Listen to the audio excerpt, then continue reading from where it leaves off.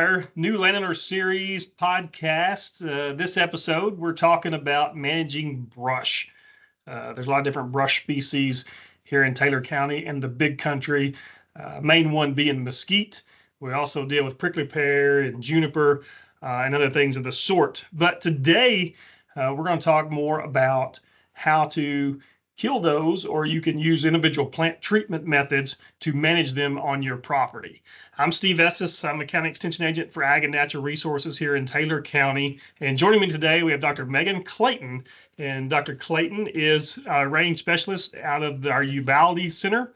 She primarily works kind of in the southwest Texas area, and she is an expert on this subject as well, and that's why we brought her in today. So thanks for joining us, Dr. Clayton, and let's get started. So I'm a landowner, and I have several mesquite on my property, especially maybe small mesquite that's coming up.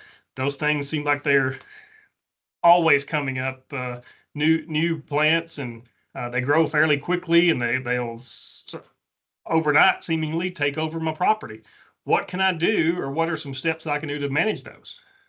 Sure. Well, we know we have some options with mechanical treatment. So you can actually dig them out by getting a sharpshooter deep enough in the soil on those seedlings to pop that bud zone out.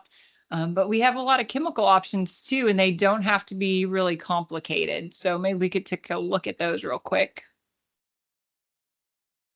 All right, so we know that if we're doing individual plant treatments, we have the cut stump, the stem spray, or the leaf spray option. So those are the ones that we mainly focus on.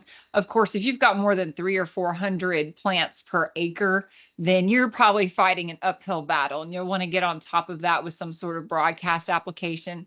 But we'll leave that for another day. So we know cut stump. Have you done cut stump before? I have, and where we can go in and just basically cut them off there at the ground level and then spray them. I like cut stump method. I know a lot of times people don't like to do it because it is a lot of labor up front, because you're having to remove that tree as low and as flat to the ground as possible with either a chainsaw, which mine aren't such flat cuts with a chainsaw, or a brush cutter like a weed eater with a brush attachment at the end. Or if they're small enough, you can even use loppers. So it doesn't have to be real complicated. What I like about cut stump is that you can do it any time of year. So you don't have to do it when it's extremely hot outside. In fact, Remedy Ultra, which is the chemical that we typically use with cut stump method, is an ester, and it tends to volatilize. So you wouldn't want to do a whole lot of these cut stump treatments underneath desirable trees when it's real hot outside. So I always say wait till it's cooler and maybe do a few trees at a time so that you're not inundating that desirable tree above it with the chemical. It's a good point. And I've always been told that as soon as you cut that tree off, especially when we're talking mesquite now, once you cut it off, you have to get the chemical on that stump fairly quickly. Is that true? Yes, very good point. So for a couple reasons, probably because that tree starts to close up on the top and it's not going to take the chemical in as well. And also, I know I tried to do research on my own where I cut 10 and I usually had a 60% find rate. So best to cut it right away and make sure that you get that treated. So if I had some small mesquites in my pasture and I was wanting to take them out, or I had an area I'm just trying to clean up, I could go across there maybe with a chainsaw or some loppers, or depending on the size, it'd be best just to get a pump-up sprayer, a handheld pump-up sprayer, or a backpack sprayer and go along through my pasture and cut them off and spray them as I go. Correct? Definitely. You can also, if you're just doing a few, you can go to, one of our big box stores like Home Depot or Lowe's. They sell those spray bottles that are labeled for chemical application. So you can put chemical mix in them and just spray it out, and it's a whole lot easier to clean. So if you don't have a whole lot to do, you could even mix it up in a ball jar with a foam brush, paint it on, and then throw the foam brush away when you're done. It doesn't have to be complicated. Now, back to the chemical I use, I would use something like triclopyr, which is, a common trade name is in Remedy, like Remedy Ultra. Yes. So it's a triclopyr ester, but there's also a lot of generics available. So you wouldn't necessarily have to get triclopyr ester. Just make sure that it's the same strength as the actual name brand Remedy Ultra. And then how am I mixing this? Am I mixing it just straight chemical, or am I mixing it with an oil carrier? Yeah, so we always use an oil carrier, and we're actually doing research, excuse me, to find out if that's completely necessary. But in the past, we've always mixed it with a diesel oil. And that's diesel just like you go to the pump and instead of getting gas, you get diesel. And you're going to put that in your container to mix. You're going to add in your chemical. And then we always add in a blue dye, which I think you can see in this bottom picture here. That blue dye is meant as a marker. So you know that you covered that whole cut stump well and any remaining stem. So it's really a valuable thing. And I only put it in like 1/2 ounce per gallon of mix. So it's not very much. Sure, not much at all. And when you actually spray it on the stump, you don't really take it doesn't take a whole lot. And when you actually do this, you can see that it soaks in pretty quickly and it covers the stump. That's right. And I didn't say we only put in 15% Remedy Ultra and the rest is diesel. So put in a little bit of diesel. You're going to put in, it's about 19 ounces per gallon of mix. Then put in your 1/2 ounce of blue dye and just fill it up to the gallon mark and shake it up real good and you're ready to go. Good deal. Good deal. What other options do we have? All right. So you could also do a stem spray. Stem spray is where you're going to spray about 12 to 18 inches high all the way around the stem. So I usually spray one side, walk around, spray the other side. You can also do stem spray any time of year, although we say it's best when they're actively growing. Keep in mind that whereas cut stump, you're removing that whole top part of the plant. With stem spray or a leaf spray application, you're going to have to look at the skeleton of a plant for 1 full year. So do not remove that dead looking plant for a full year. Stem spray has a couple of limitations. One, you really only want to do it if it's a tree that has 3 or less stems. Above that, you risk missing some of the buds when it moves that chemical down to the bud zone underneath the soil surface, and it may be more likely that that tree is going to live. Also, we only suggest doing a stem spray if your trunk diameter, like if you were to cut it off and measure that, is 4 to 6 inches or less. So keep those things in mind because it's a little bit more limiting with a stem spray. But for seedlings that are popping up around the pasture, stem spray is probably my favorite choice because you can just zip around, hit those stems, not do any physical labor, leave them alone. They'll be gone within a year. Good to know. All right, we have one more option. We've got leaf spray. So leaf spray is probably what people hear about more often, though stem spray and cut stump are excellent methods too. But leaf spray is tricky because you've got to get that chemical put on the plant at the right timing. So we like for that tree to have dark, nice, mature foliage, not putting on new leaves. And especially like after a rainfall event, you might see a little bit new leaf grow or early in the spring, of course. But that tree needs to not be growing new leaves, not flowering, and not growing a bean. That way, you know, it's storing its carbohydrates down in the bud zone. And that's important because when you put this chemical on the tree, you're hoping the tree is going to kill itself by taking that chemical down to the bud zone with the carbohydrates. So very important that it's in the right timing, but just read your trees to make sure that it's right. And then each tree is going to probably have a different timing and a different chemical recommendation for it. So very important that you're identifying your plants before you spray them. So timing wise, I believe it's soil temperature 72 degrees when it gets to that point, but most people aren't out there measuring their soil temperature. No. So when I get calls here at the local extension office and people ask about timing when they can start spraying mesquites, I always tell them when the mesquites, when they first put out in the spring, they've got that really light, kind of a lime green color to the leaf, and then later they turn to dark color. And usually around here, that's about early June time frame when that happens, and then from that point on, it's a good time to spray. That is very good points. Yes, you're probably not dorks like me running around with a soil thermometer in your truck. So just reading the tree and seeing when it looks like it's dark green finally and nice and mature, not doing any extra processes. But it's funny because Steve and I were actually discussing this earlier. Down in South Texas, we typically would spray in the June time framing, where I was up there, they're talking more like a July timing for a lot of this leaf spray to occur. Correct. And so that color change, we'll see that color change usually maybe early June. Can start spraying around here about then, but you get closer into July, and that's when a lot of the best spraying for our area actually happens. Great. And of course, we have Brush Busters publications that will walk you through all of this. But really good to at least know what generally you're looking for on the timing, especially. All right, should we jump into different plant species? Yeah, let's take a look at that. All right, so the first up is the common honey mesquite. It grows across Texas, so honey mesquite has kind of been over-researched maybe even, but we know a lot about this plant. When we do individual plant treatments on its leaf, we have a couple of options. One is Sendero at 1%. The other is Invora, which is a fairly new herbicide at 1.5%. Sendero, you don't need a pesticide applicator's license to purchase or apply that product, whereas Invora, you do. Invora, you also need an extra 1 hour training. So Invora is a fantastic chemical, but in this case, they both perform at a very high control level. So if it were me and I was looking at cost, they cost about the same per gallon, but you only have to put out 1% Sendero. So I would go with Sendero over Invora in this case. When we go to stem sprays, just like we talked about earlier, I suggest 25% Remedy Ultra, 75% diesel. So that's 1 quart to 3 quarts for a gallon of mix. And then cut stump, you can drop that a little bit because you're opening up that entire wound and it's only 15% of the Remedy Ultra or the triclopyr ester, which comes out to somewhere around 19 ounces, if I'm not mistaken.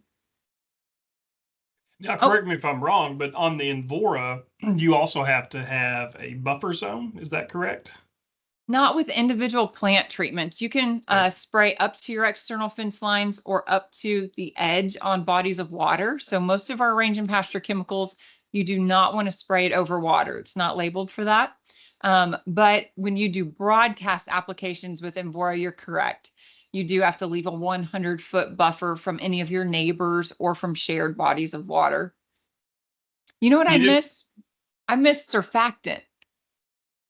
Certainly, that's kind of where the magic happens. That is the magic in the leaf. You're right. So just for leaf sprays, you don't need a surfactant for a stem spray or cut stump. But I forgot to mention on my leaf spray slide that we really need to add in a surfactant. And a surfactant is like a soap. So what it's going to do is cut the surface tension. So instead of balling up on the leaf, it's going to make that chemical mix flat against the leaf, which will allow it to take it in better. You can buy a non-ionic surfactant wherever you buy chemicals from. Make sure it's a good surfactant, which would mean like 80 to 90% active. So if it's got like a 80:20 on the top, it's 80% active. Activator 90, which is a brand, that's 90% active. So anything that's in the 80 to 90 range is good. Now, what are your thoughts on using just like dish soap, for example? Because I do get that question a lot too, as in place or as a surfactant. That's a good question. So there's nothing really wrong with using like Dawn dish soap as a surfactant, but it's going to foam a lot, like you've probably experienced when you're washing dishes. So it's a little bit annoying.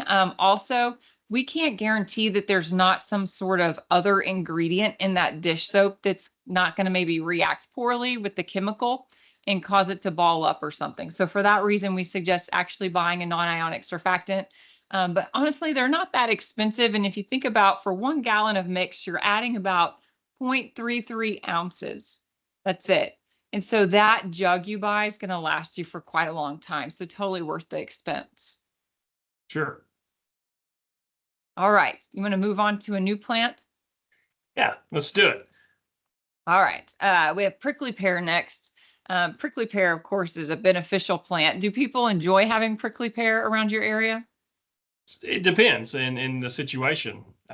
Prickly pear can be really good, and like you mentioned, it's type of a beneficial to the landscape, especially if you're looking at wildlife or whatnot. But if you are running livestock, sometimes prickly pear can spread and take up precious acreage that could otherwise be used for grazing.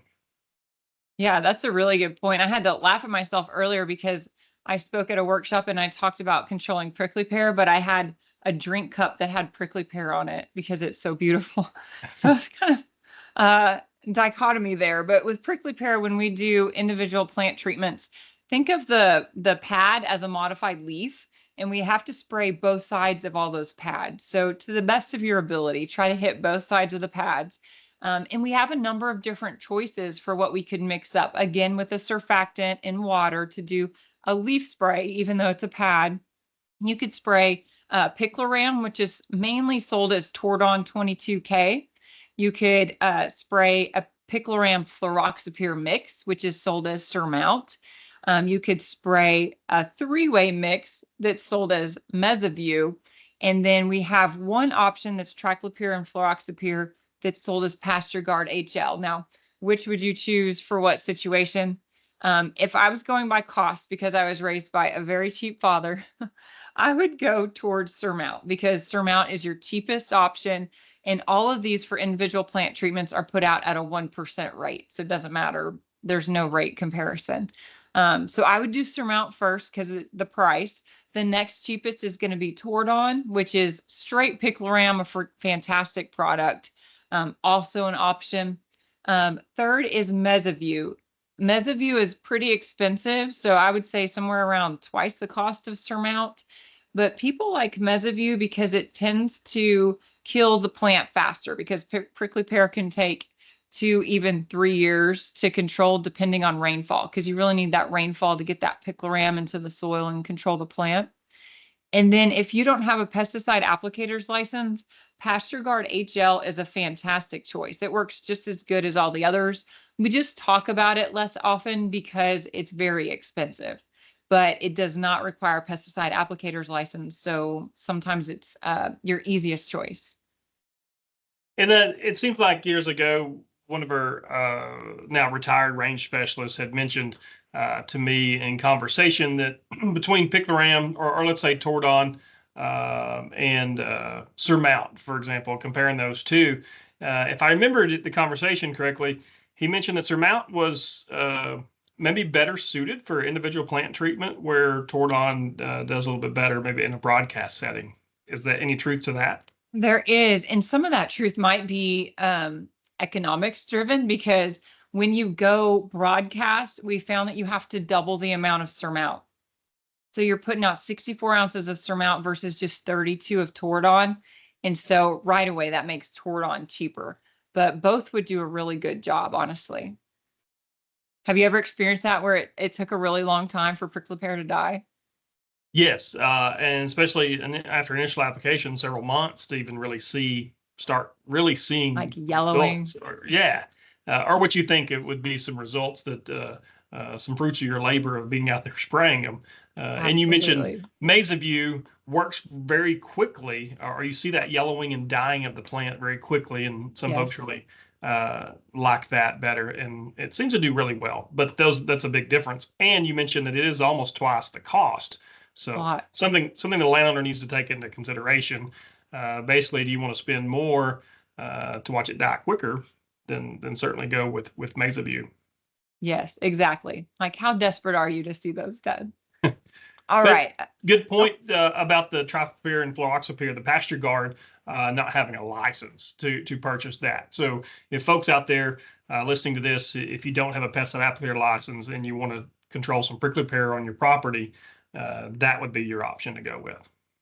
Do you ever have any classes or ways that people could get their license if they don't have one, but they would be interested in it? We do. We offer a training for private applicators to get their license monthly. We do that the second Monday of each month here at the Taylor County Extension Office. Oh, that is a great opportunity. Yeah, so if you're going to do a lot of spraying, it may be worth it to you to get that so that you can buy some of these cheaper products. May actually save you money in the long term. Plus, you get to learn a little bit more about chemicals and chemical applications, which I always think is a really good idea before you handle them. It certainly is. All right, ready to move to Juniper? Yes. All right, this is our last plant we're going to talk about, but Juniper, or really specifically redberry juniper, is also a problematic plant, and it is also a resprouter. So when we talk about blueberry juniper, it's hard to sympathize with people with blueberry juniper who could just cut it and it does not come back, because redberry can be really problematic. Obviously, you could tell them apart because redberry would have red berries and blueberry would have blueberries. But what if you don't have berries on them at the time? Or what if it's a male plant and it's not producing any berries to be seen? The best key I've ever found for redberry juniper is that it produces these little white resin or waxy-like droplets on it. So when you see this white droplet, and you may have to search around the plant to see it, but when you see those droplets, that is a telltale sign that it's red berry juniper. Do you have any other tips for them, Steve, on identifying red berry from blueberry? So we do have both here in Taylor County, and they're kind of mixed. So sometimes it is, like you mentioned, it is tough to tell, but no really tips or tricks other than what you're saying. Yeah, I know that they smell differently, but I honestly can't remember. It's like one's motor oil and one's some kind of like cedary, like nose cream or something weird. So anyway, One forget that. interesting one interesting thing. A couple of years ago, we had a fire, the Mesquite heat fire here in Taylor County that burned about 10,000 acres, and it went through a lot of juniper. And it's interesting now to go back and look 2 years later, post fire, and see the ones basically coming back. That's the red berry and the blueberry. Oh, that is really interesting. The fire took care of those. That is interesting. So I imagine eventually wildlife will bring more blueberry seeds in. So you'll probably see some small blueberry regenerating, but that is really cool to hear the difference between the resprouting and non-resprouting and how they responded. Juniper is a little bit different when we start to treat it. So the amount of herbicide you put it on for a leaf spray is consistent. So you're going to spray them. And usually these are smaller trees, so ones that are easily reachable. You would put on picloram or that Tordon 22K like we talked about with the prickly pear at a 1% rate. So just the same as if you were spraying pear. So if you were spraying pear and juniper at the same time, maybe worth going with Tordon. But when we spot spray it, we put the amount of chemical out depending on how either wide the canopy is or tall the canopy is. So you're going to have to judge which one's bigger. And we're counting in feet of 3. So 3, 6, 9, like how many of those do you have with this tree? And if you have, say, small ones that are all about 3 feet in diameter, you're going to put out just 2 milliliters of Velpar. Velpar is a liquid chemical that you would suck up like either in a big syringe or in some sort of like sheep bladder. And you would put out that 2 milliliter dose underneath that tree around under its canopy. Now, if you wanted to use a pellet, they do sell one called Pronon Power Pellet. Its active ingredient is hexazinone. It's the same as Velpar. But this power pellet, you would put out 1 pellet per 3 feet of canopy. So 1 pellet is worth that 2 milliliters of Velpar. So that's kind of interchangeable. Both options for spot spray, but the trick here is that you need rainfall to get those incorporated in the soil.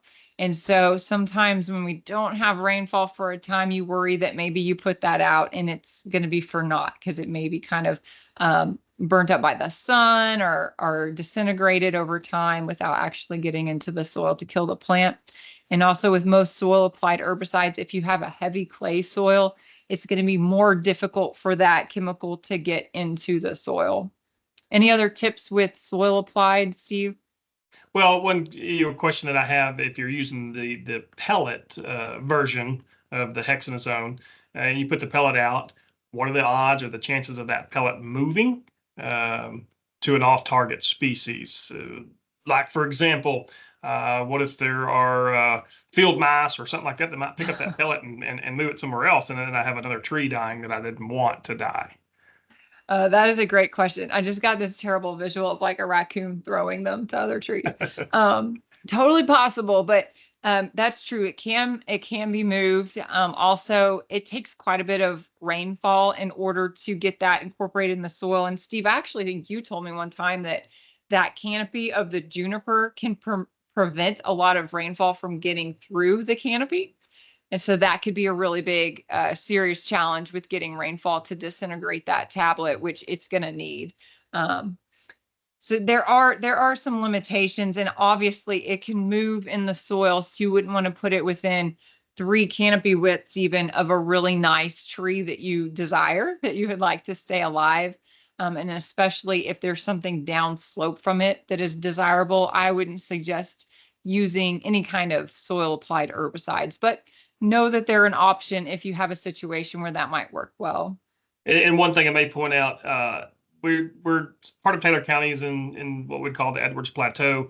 where we have some hills and rocky hillsides with a lot of juniper, but then we also have some really nice oak trees that grow in maybe the bottoms of these canyons or whatnot. And if you're treating these juniper on the sides of these rocky hills, that is something to consider.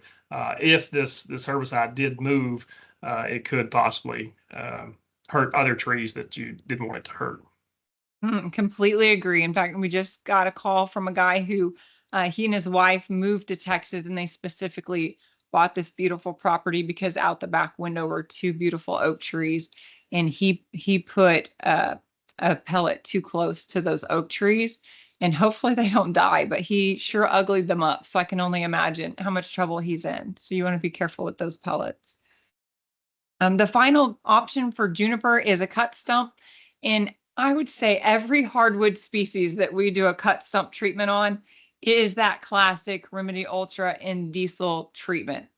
But for some reason, red berry juniper has to be difficult. And this one, you're going to put it out in water with that Tordon yet again. So kind of nice. If you did buy a jug of Tordon, you could use it for several different purposes on your place, but you're going to use a 4% mix. So more than you would use to spray a leaf spray on juniper or a pad spray on prickly pear, 4%.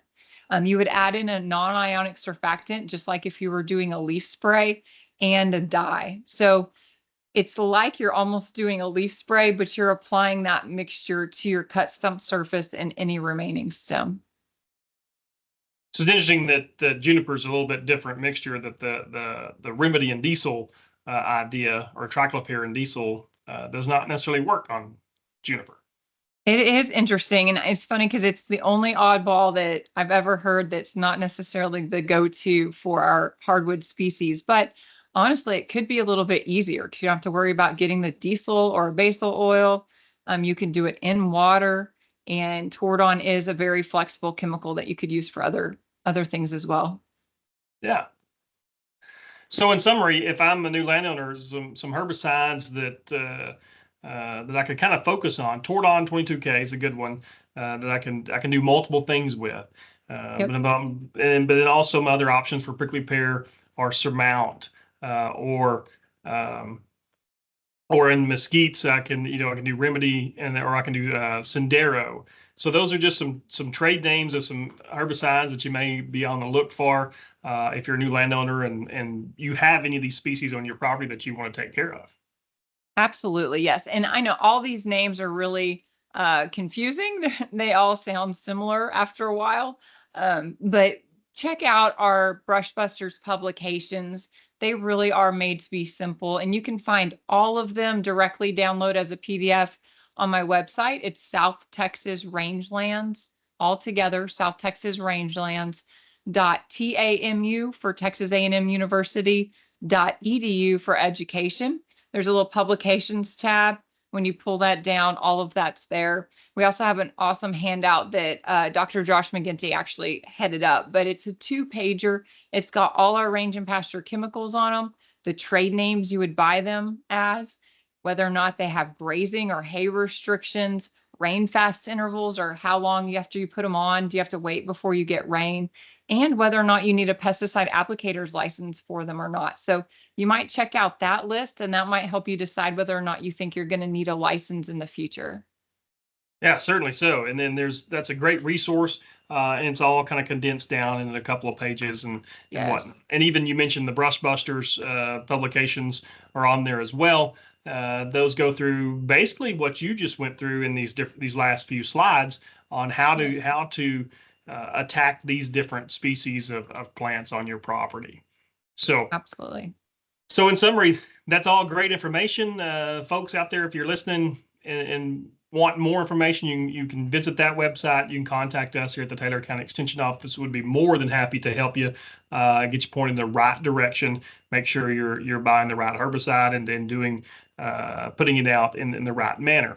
If you're interested in getting a pesticide applicator license, I mentioned earlier, we do a training the second Monday of every month here in Taylor County. For a private applicator license, licensees must sit through that training first, then they can go test and get their license through the Texas Department of Agriculture.